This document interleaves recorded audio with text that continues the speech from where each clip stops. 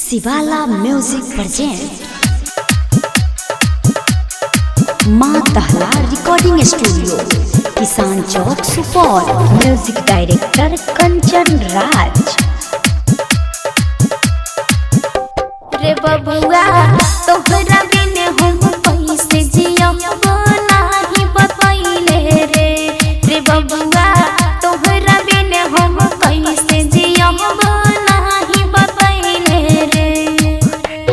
नाही बतैले रे कि कौन खत्म लुटैले रे। रे बबुआ तोहरा बिन हम कैसे जियब नाही बतैले रे।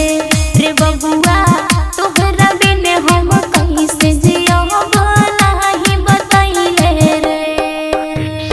डीजे कंचन राज।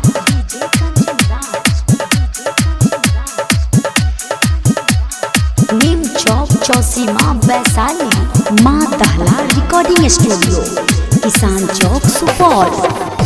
कि तोहर माई कहते हई बोल के एक बेर देखिले अखिया खोल के। रे बबुआ देखिले अखिया खोल के।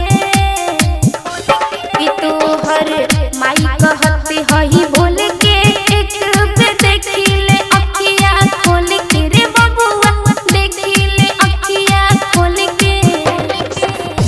कि हमर छोड़ के अचरा कही दे कौन डोइनिया के भइले रे।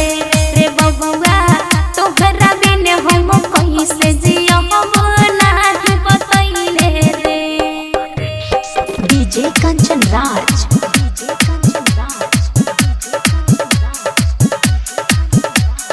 नीम चौक चौसीमा वैशाली।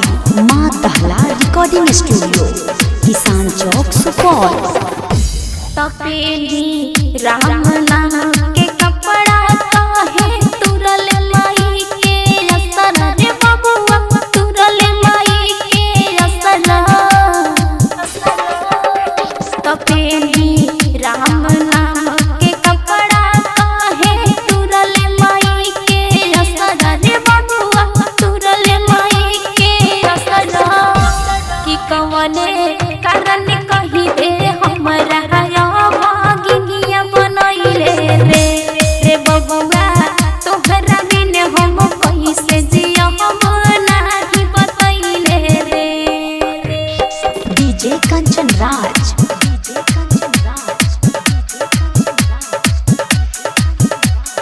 नीम चौक चौसीमा वैशाली। माँ दहला रिकॉर्डिंग स्टूडियो किसान चौक सुपौल। त कैसे बीती दिन दुपहरिया लौके चारों ओर अन्हरिया। रे बबुआ लौकत बाटे अन्हरिया। त कैसे बीती दिन दुपहरिया लौके चारों ओर अन्हरिया। रे बबुआ लौकत बावे अन्हरिया। त जब जाहि के रहे तोहरा काहे गोदिया में आइले रे। रे बबुआ तोहरा बिन हम कैसे रहब ई नाही बतैले रे। नाही बतैले रे कि कौन खत्म लुटैले रे।